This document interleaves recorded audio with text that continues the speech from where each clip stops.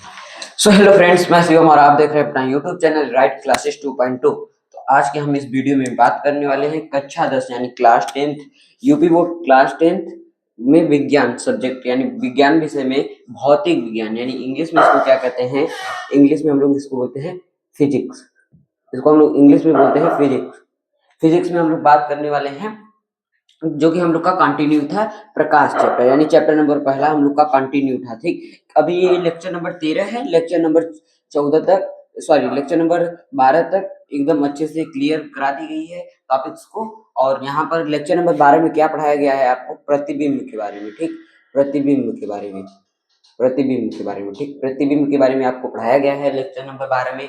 आज लेक्चर जो होने वाला है बहुत ज्यादा इंपॉर्टेंट होने वाला, मोस्ट मोस्ट मोस्ट इंपॉर्टेंट होने वाला है। देखो आज जो है ये अगर आप लेक्चर नहीं देखे हैं, 1 से अगर 12 तक अगर लेक्चर नहीं देखे हैं यानी 1 से 12 तक अगर आप नहीं देखे हैं, इस चैनल के वीडियो वाले सेक्शन में जाकर आप सभी लेक्चर को देख लीजिए। ठीक, तभी समझ में आएगा। और इसका हम लेक्चर नंबर 12 का हम लिंक जो है आपको इस वीडियो के डिस्क्रिप्शन बॉक्स में दिला देंगे। ठीक, इस वीडियो के डिस्क्रिप्शन बॉक्स में दिला देंगे। यहाँ तक बात समझ में आएगी नहीं?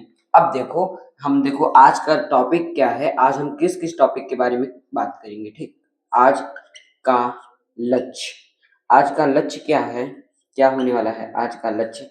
आज का लक्ष्य हम लोग का ये होने वाला है कि पहला लक्ष्य हम लोग का क्या होगा, जो सभी लेक्चर में होते हैं, क्या, रिकॉल। रिकॉल लेक्चर नंबर किसका, लेक्चर नंबर 13 12 का, सॉरी लेक्चर नंबर 12 का। ठीक, फिर उसके बाद क्या होने वाला है, प्रतिबिंब बनाने का नियम होता है। ठीक, प्रतिबिंब बनाने का नियम। ठीक, लॉ ऑफ फॉर्मेशन इमेज। ठीक, ये वाला आज हम लोग ये दोनों टॉपिक के बारे में बात करेंगे। पहला हम लोग का रिकॉल करेंगे, जो कि सभी लेक्चर में हम करा रहे हैं। पहला हम लोग क्या करेंगे, रिकॉल करेंगे, फिर उसके बाद प्रतिबिंब बनाने के नियम को पढ़ेंगे। ठीक, ये बहुत ज्यादा इंपॉर्टेंट होने वाला है। यहाँ से अगर आप ये बेसिक नियम पढ़ लिए, आप अगर ये बेसिक नियम पढ़ लिए तो आपका फिर जो निरूपण करने वाला मैक्सिमम हर साल पूछा जाता है 4 नंबर का। ठीक, 4 नंबर आपका क्लियर हो जाएगा। ठीक, अगर आप ये बेसिक सा नियम पढ़ लेंगे तो आप निरूपण कर देंगे, एकदम आराम से कर देंगे। हम बताएंगे कैसे, एकदम इजीली याद करने का कोई जरूरत नहीं है। एनसीईआरटी या फिर किसी का याद करने का कोई जरूरत नहीं है, हम ऐसा बता देंगे ना, याद करने का कोई जरूरत ही नहीं होगा। ठीक, आप बस हमारे साथ लास्ट तक जुड़े रहिए। ठीक, रिकॉल करेंगे पहले लेक्चर नंबर 12 का, फिर उसके बाद हम लोग प्रतिबिंब बनाने का नियम पढ़ेंगे। तो इस क्लास को हम स्टार्ट करते हैं यहाँ से टॉपिक के साथ। ठीक, इस टॉपिक के साथ इस क्लास को हम डील करेंगे आप लोग के सामने। ठीक, आप लोग साथ में, हम लोग हमारे साथ में आप लोग मिलकर अगर डील करेंगे तो सही रहेगा। स्किप मत करिएगा वीडियो को। ठीक, स्किप करेंगे तो आप लोग लास्ट टाइम में एकदम परेशान हो जाएंगे।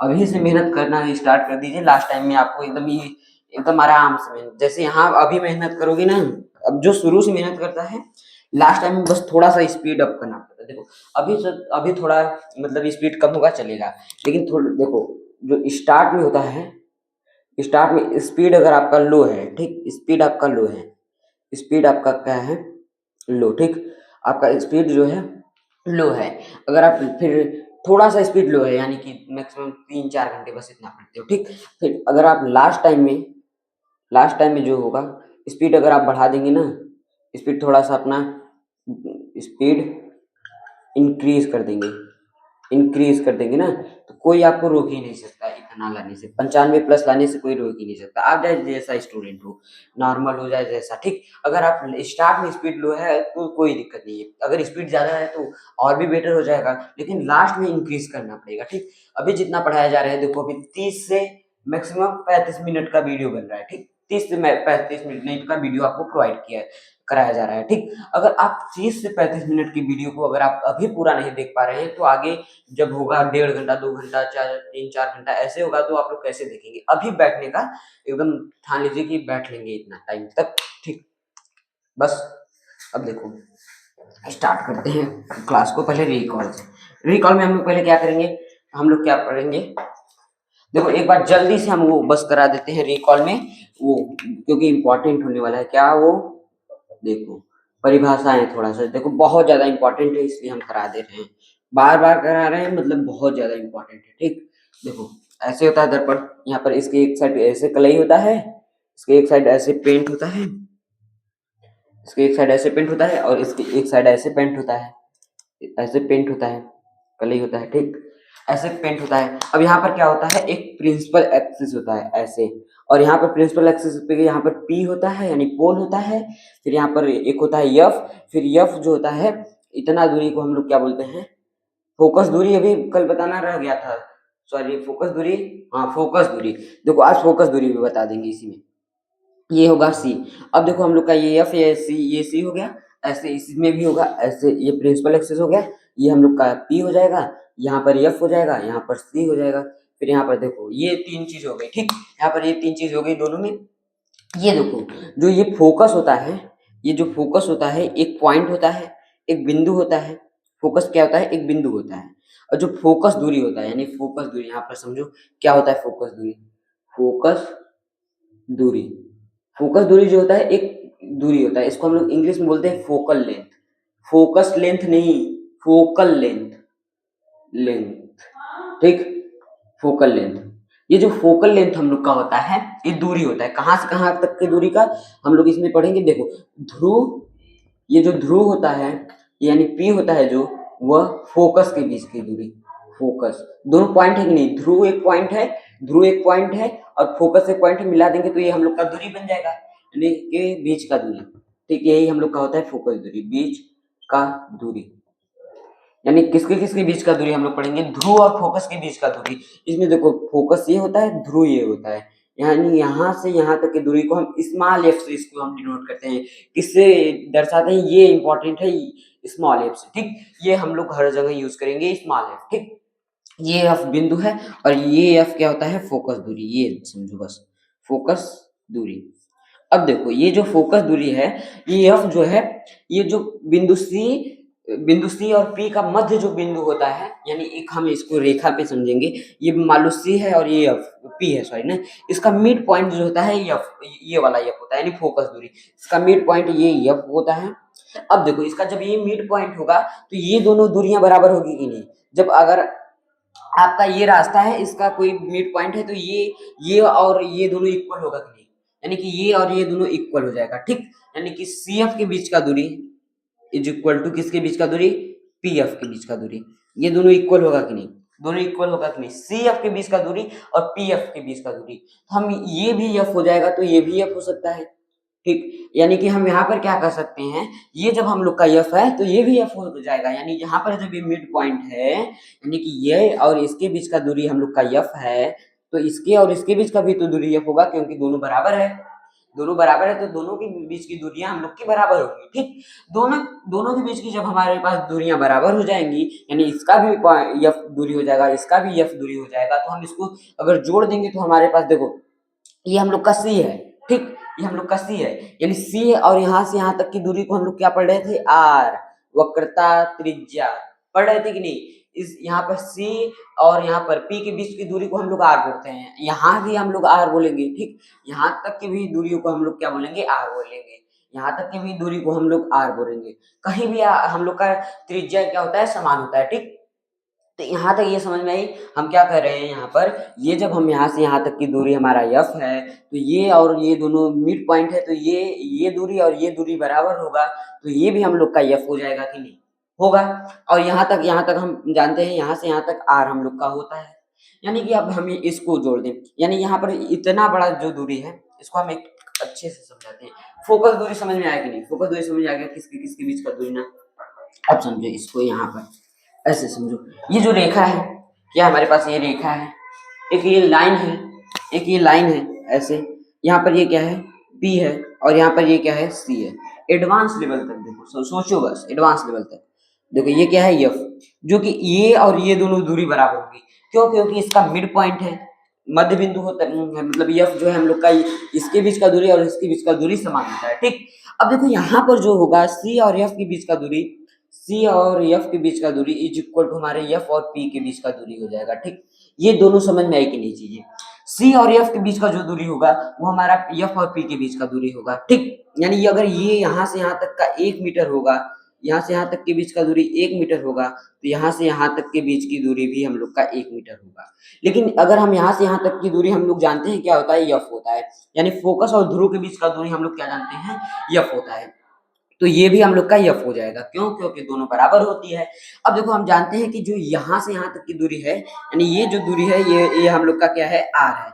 ये हम जानते हैं क्या कि ये हम हमारा यहाँ से सी और पी के बीच की दूरी क्या होती है, आर होती है, यानी वक्रता त्रिज्या होती है, ठीक। यहाँ पर पी और सी के बीच की दूरी क्या होती है, आर होती है, वक्रता त्रिज्या होती है। और हमारा यहाँ से क्या हो जाएगा, यहाँ से इतना एफ तो इतना एफ। अब देखो समझो क्या होता है, आर हम किसके बराबर लिख सकते हैं, आर हमारे पास किसके बराबर आएगा, इतना। अगर इतना और इतना दूरी अगर हम जोड़ देंगे, अगर देखो हमारे पास एक लाइन है इतना, ठीक, ये 1 मीटर का है, 1 मीटर का, ठीक, और 1 मीटर का ये भी है। अगर हमको दो मीटर हम कैसे कर सकते हैं, ये दोनों जोड़ देंगे तो हमारे पास 2 मीटर आ जाएगा कि नहीं, दोनों मीटर बराबर हो जाएंगे कि नहीं, बराबर हो जाएंगी। ऐसे इसमें भी होता है, क्या होता है ऐसे इसमें कि यहाँ पर जो देखो, यहाँ पर जो ये होता है आर, यहाँ पर हमको ये और इतना इतना दूरी जोड़ देंगे और इतना दूरी जोड़ देंगे तो हमारे पास आर के बराबर आ जाएगा कि नहीं। अगर हम इतना दूरी और इतना दूरी जोड़ देंगे तो आर के बराबर आ जाएगा कि नहीं। यानी आर के बराबर कैसे आएगा, इतना दूरी और इतना दूरी जोड़ देंगे तो आर के बराबर आएगा कि नहीं, आएगा ना। तो हम यहाँ पर क्या लिख देंगे, ये आर के बराबर C F plus F P, ये लिख देंगे कि नहीं, C F plus F P. अब दोनों दूरी हमारे पास बराबर है, क्या क्या है, एफ प्लस एफ, आर के बराबर। यानी हमारे पास यहाँ से क्या आ जाएगा, आर बराबर 2f, ठीक। ये स्मॉल एफ हमको करना है, आर बराबर 2f आएगा कि नहीं। अब देखो ये सूत्र हमको आगे भी पढ़ना है, लेकिन यहाँ पर हमें तुमको एक्सप्लेन एकदम अच्छे से कर दिया, आप लोगों को एकदम अच्छे से एक्सप्लेन कर दिया कि हमारे पास आर बराबर 2f कैसे आया, ठीक, एकदम अच्छे से कर दिए आर बराबर 2f कैसे आया, ठीक। यही था कॉन्सेप्ट। और यहाँ पर भी इसमें देखो, अब इसमें वही चीज होती है, यहाँ पर भी एफ जो होगा सेम होगा, इतना भी एफ होगा, ये भी एफ होगा, और इसमें भी वही नियम होगा, जो इसमें होगा तो इसमें भी होगा। बस यहाँ पर देखो फोकस क्या होता है, ऐसे प्रकाश आएगा, इसमें ऐसे चला जाएगा, यहाँ पर आभासी रूप से मिलेंगे, ठीक, और इसमें रियल में मिलेंगे।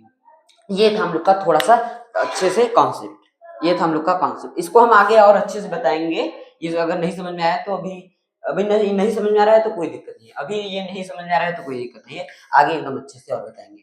थोड़ा सा बस कैलकुलेशन डीपली था और समझना था इसमें, ये दूरी एफ है तो इतना भी दूरी एफ होगा, क्योंकि देखो हम जानते हैं कि एफ जो है इसका मिड पॉइंट होता है। अगर मिड पॉइंट होगा तो ये दूरी यहाँ से यहाँ तक का और यहाँ से यहाँ तक का दूरी सेम होगा, और जब यहाँ से यहाँ तक का दूरी सेम होगा, रुको,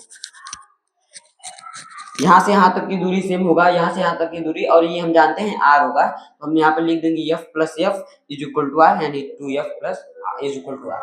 ये था हम लोग का थोड़ा सा डीप में, बस थोड़ा सा भी और डीप में लेकर जाएंगे अगर आप हमारे साथ जुड़े रहेंगे, ठीक, समझो बस, समझो।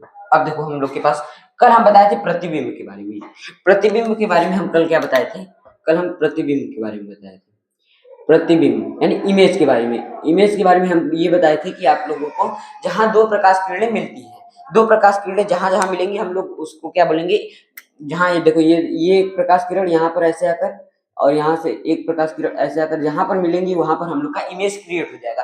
दो प्रकाश किरण जहां पर मिलेंगी वहां पर इमेज क्रिएट हो जाएगा।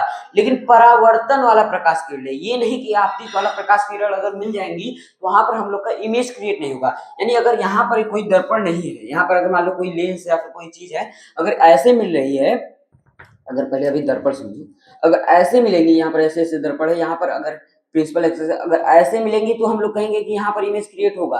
लेकिन अगर यहाँ पर अगर बिना परावर्तन के पश्चात अगर मिल जाए, यानी दोनों आपतित किरण है, तो यहाँ पर संभव नहीं है प्रतिबिंब।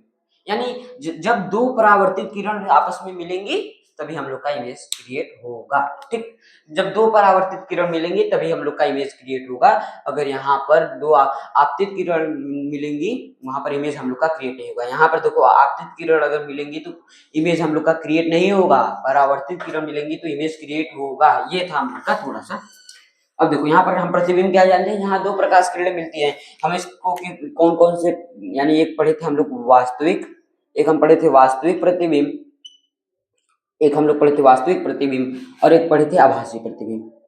आभासी प्रतिबिंब देखो एक होता है इसको हम लोग बोलते हैं रियल इमेज और इसको बोलते हैं वर्चुअल इमेज। देखो ये क्या होता है, वास्तविक प्रतिबिंब और आभासी प्रतिबिंब। इसको देखो वर्चुअल, इसको बोलते हैं रियल।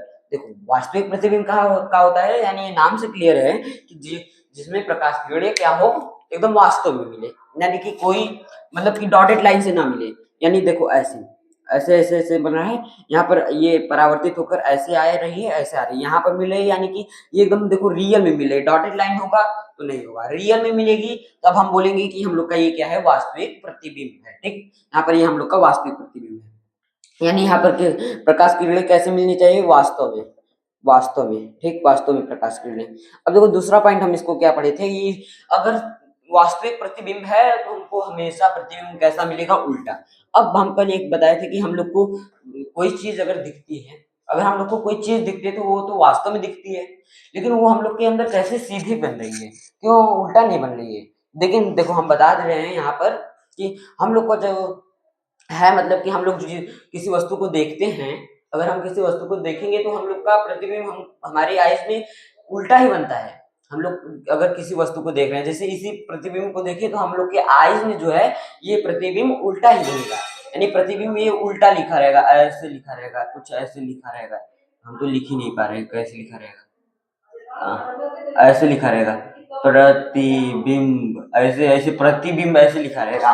लेकिन जो हम लोग का माइंड है सोच समझकर सीधा कर दे रहा है। ठीक, हम लोग का माइंड सब कर रहा है, सोच समझकर सीधा कर दे रहा है, यानी ये हम लोग का उल्टा बनता है। और इसको हम पर्दा पर नहीं, इसको हम लोग पर्दा पर उतार सकते हैं, उतार सकते हैं। ठीक, अब देखो इसमें क्या होता है, प्रकाश की किरणें आभासी रूप से मिले, आभासी रूप से। ठीक, कल बता रहे हैं, इसलिए कल बताए थे, इसलिए थोड़ा सा स्पीड हम लोग का अधिक है। अब इसमें देखो, इसमें से उल्टा बन रहा था, इसमें सीधा बनेगा, इरेक्ट बनेगा इसमें। ठीक, अब इसमें क्या बनेगा, पर्दा पर इसको उतार सकते हैं, इसको पर्दा पर नहीं उतार सकते, बस यही था डिफरेंस, नहीं उतार सकते सकते। ठीक, पर्दा पर नहीं उतार सकते, पर्दा पर नहीं उतार सकते, और इसको पर्दा पर उतार सकते हैं। बात समझ में आएगी नहीं, ये प्रतिबिंब के बारे में हम लोग कल डिस्कस किए थे। अब देखो देखो अब आ जाता है प्रतिबिंब बनाने के नियम। बस थोड़ा सा समझे आप लोग, प्रतिबिंब बनाने के नियम 3 नियम एनसीईआरटी में है, और एक नियम और होता है, बता रहे हैं कौन सा। 3 नियम को पहले आज हम लोग जानेंगे, प्रतिबिंब बनाने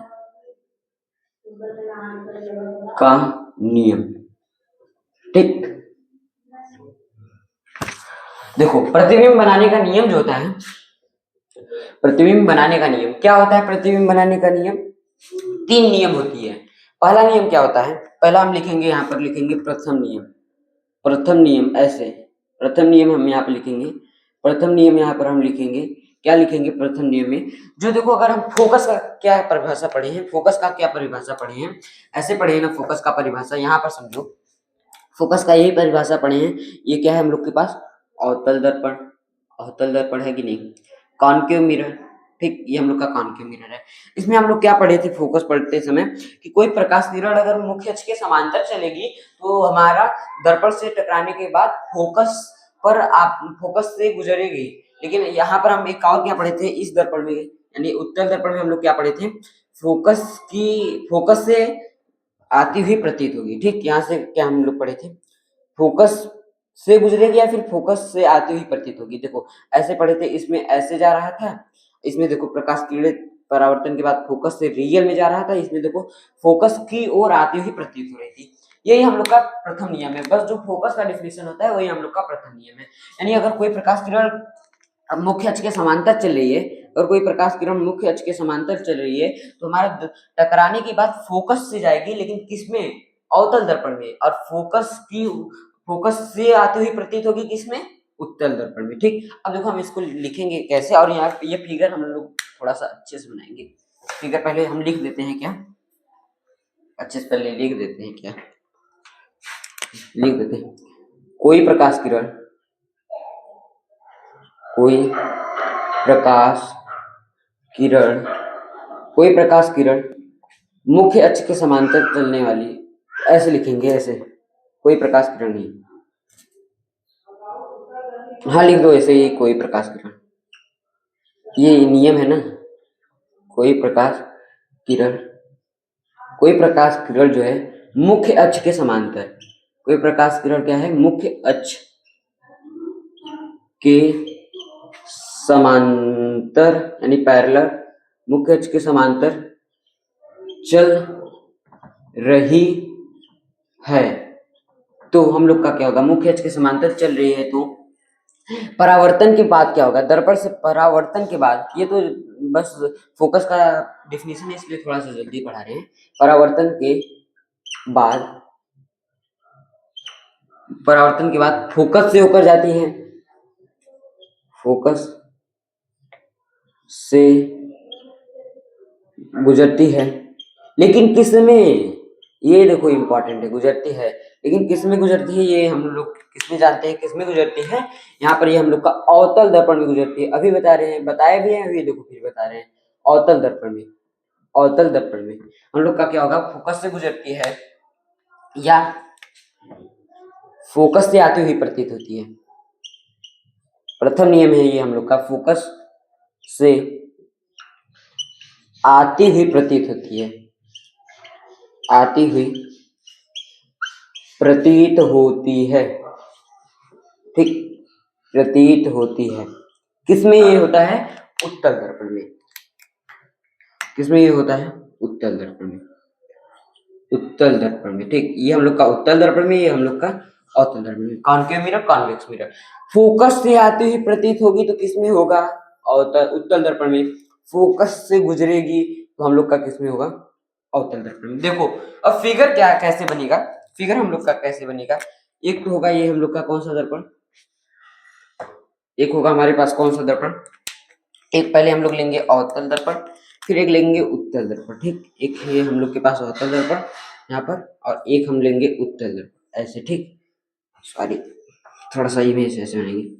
ये क्या है, ले लिए हम लोग एक उत्तल दर्पण, ठीक। यहाँ पर हम एक लिए अवतल दर्पण, यहाँ पर एक हम ले लिए अवतल दर्पण, फिर हम ले लेंगे क्या, एक उत्तल दर्पण, ठीक। दोनों हम दर्पण ले रहे हैं, एक अवतल दर्पण एक उत्तल दर्पण, ठीक। अब देखो यहाँ पर एक हम ले लिए अवतल दर्पण ऐसे, एक ले लिए उत्तल दर्पण ऐसे, ठीक। अब देखो हम क्या जानते हैं, ये थोड़ा सा मिड पॉइंट से होकर जाएगा ना, ऐसे जाएगा। अब हम जानते हैं यहाँ पर सी होगा तो यहाँ पर एफ होगा, इसका मिड पॉइंट। अब यहाँ पर हम जानते हैं इसके बीच जिस साइड कर्व होगा उसी साइड हम लोग सी और एफ फेरेंगे, एफ यहाँ पर होगा, यहाँ पर सी होगा। अब देखो ये हो गया हमारे पास एफ और सी। अब देखो हम यहाँ पर क्या पढ़े, प्रकाश किरण जो है मुख्य अक्ष के समानांतर, ये इंपॉर्टेंट शब्द है, मुख्य अक्ष के पैरेलल होना चाहिए, मुख्य अक्ष के समानांतर चल रही है तो परावर्तन के बाद, अब देखो हम मुख्य अक्ष के पहले समानांतर चला दिए, फिर हम लोग का परावर्तन के बाद फोकस से गुजरेगी, अवतल दर्पण में है तो हम यहाँ पर फोकस से गुजरा देंगे, देखो यहाँ पर फोकस है, ठीक, समझ लो ऐसे फोकस है, ऐसे गुजरेगी, ठीक। ये थोड़ा सा मुख्य अक्ष के समानांतर अच्छे से लेकर जाएंगे, ठीक। हम लोग के पास ये क्या है, आपतित किरण मुख्य अक्ष के समानांतर है। अब हम लोग का कहाँ से होकर जाएगी, फोकस से होकर जाएगी।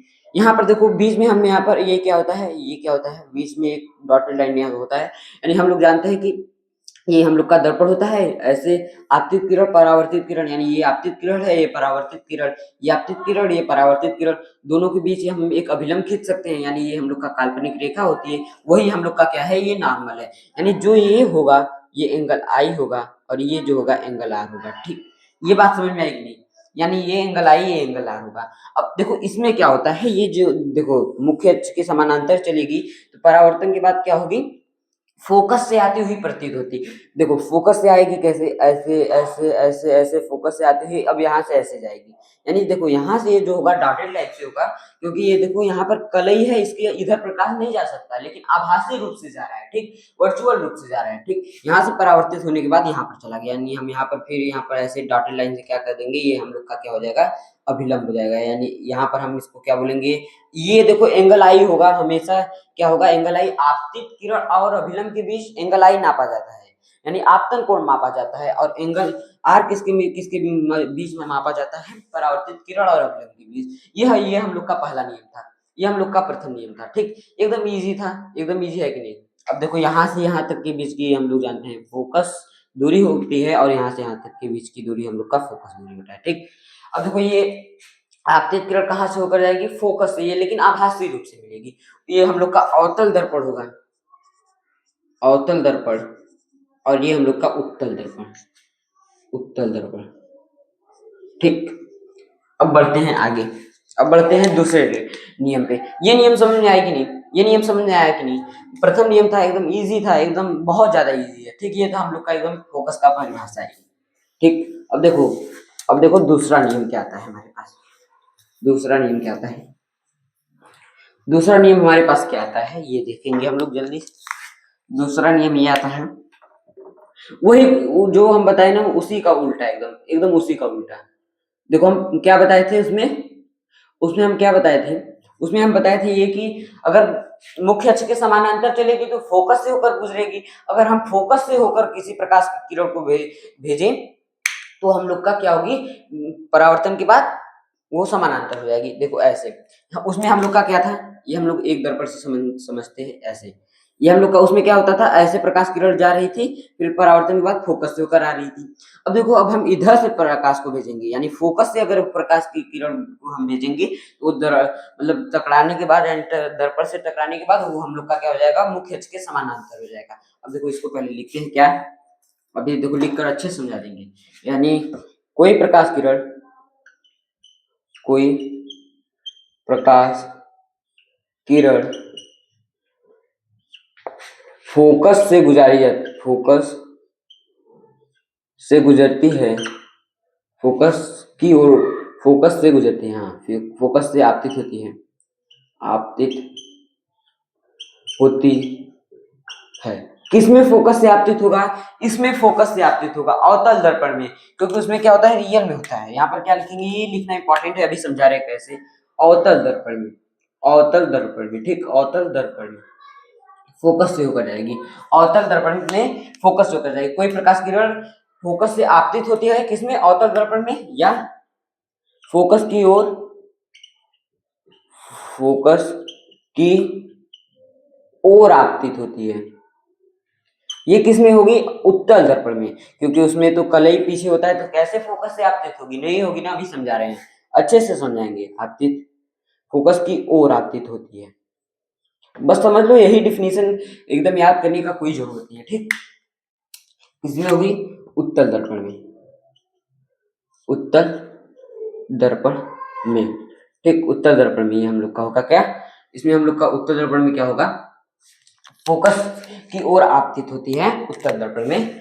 तो परावर्तन के बाद, तो परावर्तन के बाद हम लोग का क्या होगा, परावर्तन के बाद मुख्य अक्ष के समानांतर हो जाएगी, मुख्य अक्ष के समानांतर, समांतर हो जाएगी, ठीक, समांतर यानी पैरेलल हो जाएगी, समांतर हो जाएगी, होगी। अब देखो समझो क्या हम यहाँ पर लिखे, यहाँ पर हम क्या लिखे, कोई प्रकाश किरण, पहले हम यहाँ पर दो दर्पण बना लेते हैं। कौन कौन सा दर्पण, एक ये हम लोग का हो जाएगा, एक ये हम लोग का हो जाएगा, यानी हम इसके पीछे कलई कर देंगे ऐसे ऐसे। कौन सा दर्पण बनेगा, अवतल दर्पण हो जाएगा ना, अवतल दर्पण हो जाएगा। फिर यहाँ पर ऐसे हो जाएगा, उत्तल दर्पण हो जाएगा। मान लो हम लोग के पास ये क्या होता है, हम लोग का प्रिंसिपल एक्सिस होता है, इसमें ये क्या होता है, हम लोग के पास प्रिंसिपल एक्सिस होता है।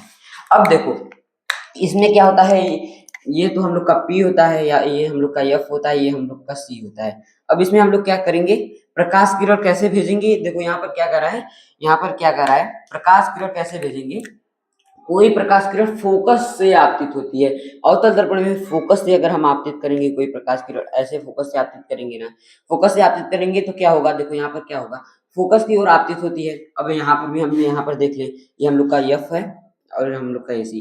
अगर हम इधर से इस पे कर देंगे ऐसे आपतित, तो कोई मतलब नहीं निकलेगा, यानी इसके पीछे कलई है तो कुछ मतलब नहीं निकलेगा, यानी हम पीछे से प्रकाश किरण आपतित नहीं करेंगे।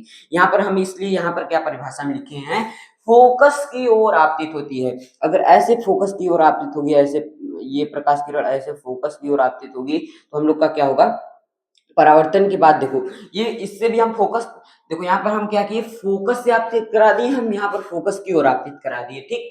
अब देखो क्या होगा, आपतित करा, फिर परावर्तन के बाद वो मुख्य अक्ष के समानांतर चली जाएगी, ऐसे मुख्य अक्ष के समानांतर चली जाएगी, परावर्तन हुआ, मुख्य अक्ष के समानांतर आ गई, यानी ऐसे इस तीर, बस वही होगा, सेम सेम फिगर होगा, बस डायरेक्शन चेंज हो जाएगा तीर का।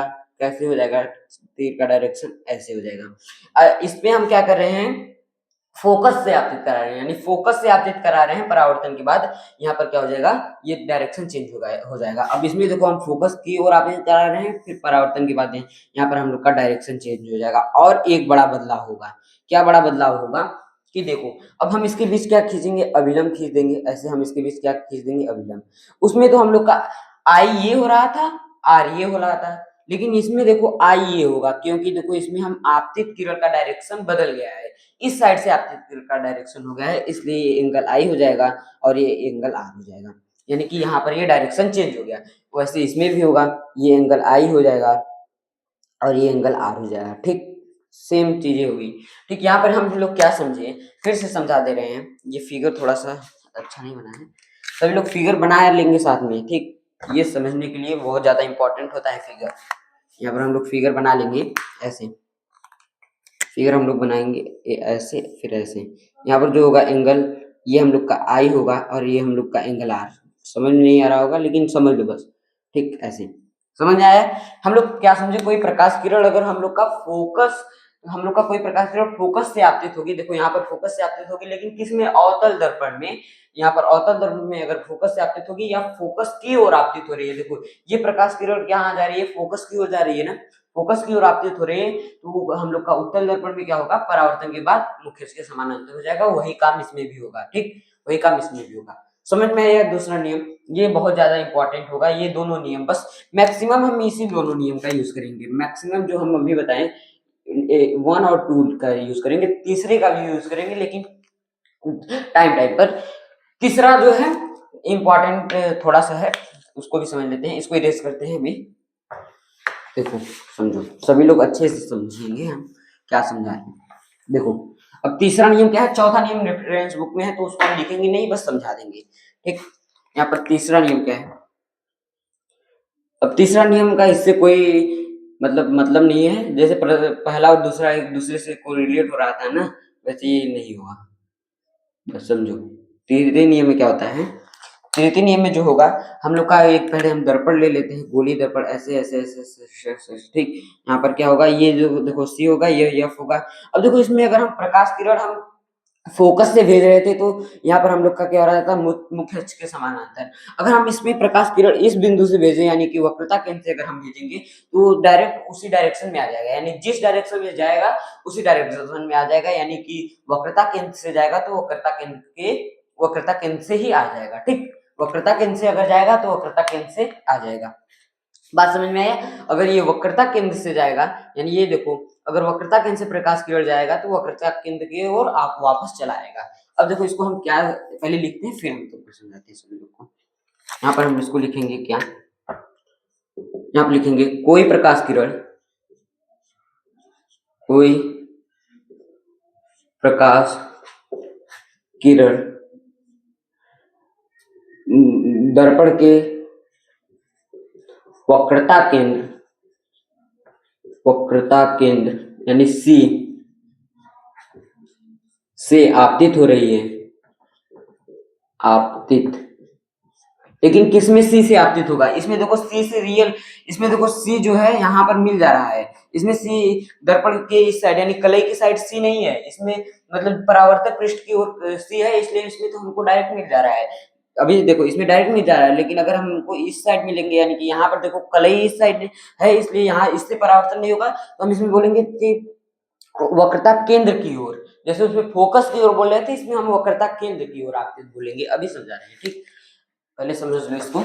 उत्तल दर्पण और अवतल दर्पण में थोड़ा सा अंतर होता है। फोकस की केंद्र की से क्या लिखे हैं, कोई प्रकाश किरण दर्पण के वक्रता केंद्र से आपतित, यानी किसमें होगी ये आपतित, हम लोग का अवतल दर्पण में, अवतल दर्पण में।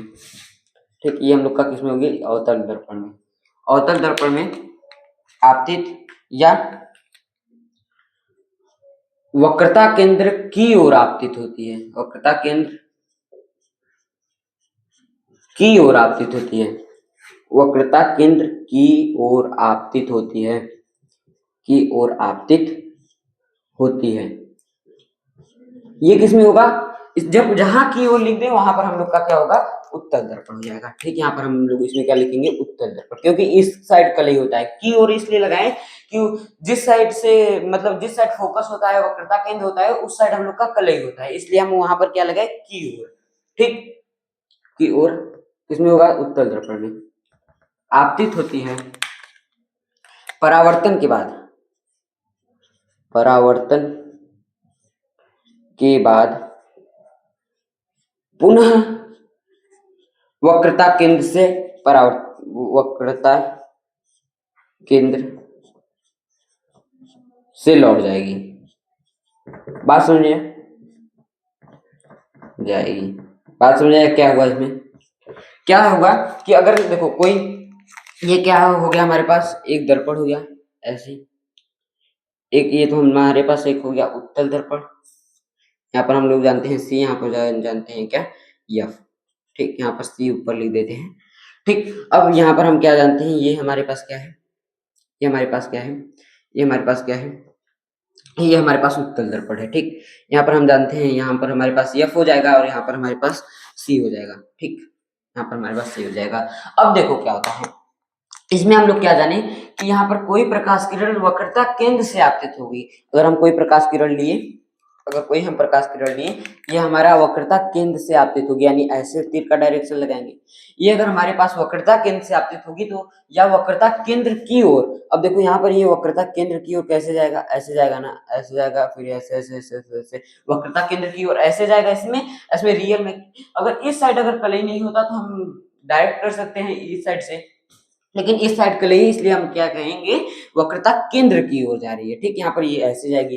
फिर हम लोग क्या देखें, परावर्तन के बाद पुनः वक्रता केंद्र से लौट जाएगी, यानी परावर्तन के बाद ऐसे जा रही थी, परावर्तन के बाद इसी पॉइंट से ऐसे ऐसे आएगी, तभी ना वक्रता केंद्र से जाएगी, यानी ऐसे वक्रता केंद्र से चली जाएगी। ठीक, ये हम लोग के पास वक्रता केंद्र से चली जाएगी, यानी ऐसे आई वक्रता केंद्र से चली गई, यानी ऐसे आएगी और वक्रता केंद्र से फिर ऐसे इसमें ऐसे चली जाएगी। यानी हम यहाँ पर देखो वक्रता केंद्र से जाएगी, ऐसे आएगी, फिर ऐसे लौट जाएगी उसी डायरेक्शन में। बात समझ में आया कि नहीं? अगर इस सी से जाएगी फिर उसी डायरेक्शन में सी से देखो लौट जाएगी, इसमें सी से जाएगी तो उसी डायरेक्शन में सी से लौट जाएगी। यानी कि कोई प्रकाश किरण अगर दर्पण के वक्रता केंद्र से यानी सी से जाएगी, यानी उत्तल दर्पण में ये क्या होता है, ये अवतल दर्पण में, सॉरी अवतल दर्पण में, ठीक, अवतल दर्पण में सी से जाएगी तो ये हम लोग का उत्तल दर्पण में क्या होगा, ओर जाएगी, यानी सी की ओर जाएगी। ठीक, सी की ओर जाएगी तो परावर्तन के बाद उसी डायरेक्शन में फिर लौट जाएगी। लौट जाएगी कि नहीं, देखो यहाँ पर इस साइड में गया, इस साइड में चला गया। अब बात आता है क्या, अब बात ये आता है कि अब इसमें बताइए आपतन कोण और परावर्तन कोण, यानी आपतन कोण और परावर्तन कोण क्या होगा। अब इसको हम जानने के लिए देखो हम एक लेक्चर बनाए थे, उसमें हम क्वेश्चन कराए थे जो समतल दर्पण में ऐसे ऐसे कराए थे।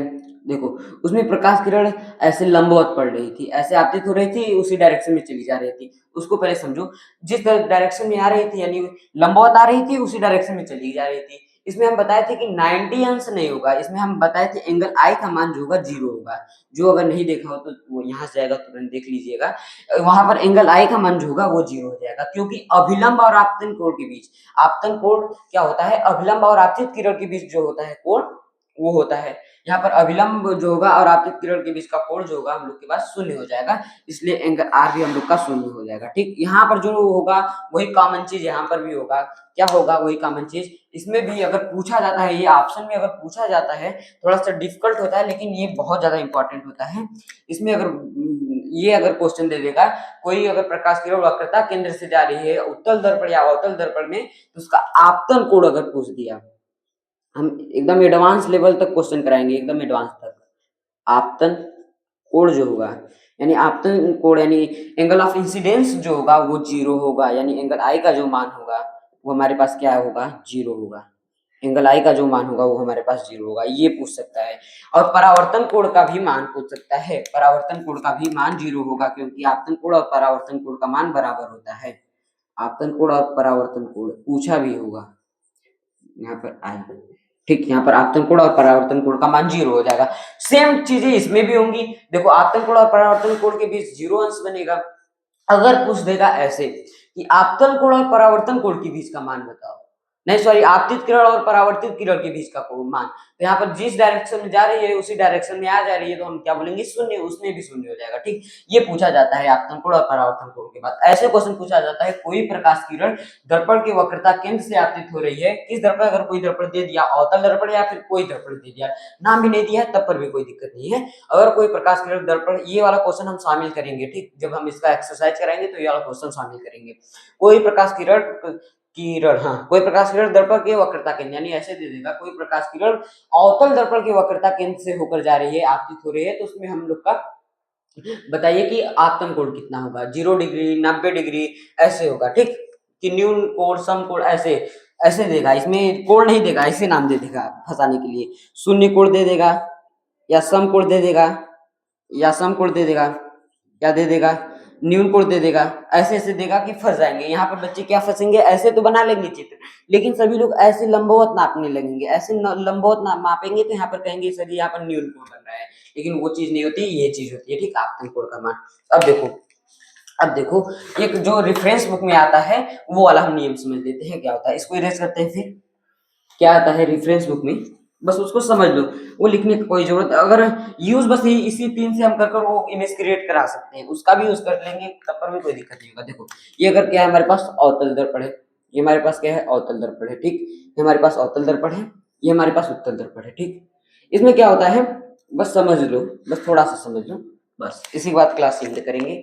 ठीक, अगर देखो कोई प्रकाश किरण इस ध्रुव पर आपतित हो रही है, ऐसे ध्रुव पर आपतित हो रही है, परावर्तित के बाद ये ध्रुव से चला जाएगा, और यहाँ पर जो कोण बनाएगा, एंगल आई जो बनाएगा, वही एंगल आर यहाँ पर बनाएगा। ठीक, यानी एंगल आई और एंगल आर, ये दोनों कोण बराबर होंगी। बस इसमें यही चीज होती है, अगर ये ध्रुव पर आपतित होगी, परावर्तित के बाद यहाँ पर ऐसे चली जाएगी, एंगल आई जो होगा वो एंगल आर के बराबर होगा। ठीक, यही दोनों चीज होती है बस, कि एंगल आई जो होगा एंगल आर। ये एनसीईआरटी में नहीं है, तो अगर हम इसको यूज नहीं करेंगे तो बहुत ज्यादा बेटर होगा, अगर एनसीईआरटी का चीज यूज करेंगे तभी सही होगा, एनसीईआरटी। ठीक, एनसीईआरटी में नहीं है, तो इसलिए हम बस थोड़ा सा समझा दिए, इस पर आपतित होगी तो परावर्तित होने के बाद ऐसे चली जाएगी, ये दोनों कोण हम लोग का बराबर हो जाएगा, ये दोनों कोण भी बराबर हो जाएगा। बात समझ आई, ये भी पी है। ये इस क्लास को हम एंड करना चाहते हैं, ये था हम लोग का रूल था, ठीक, नियम था।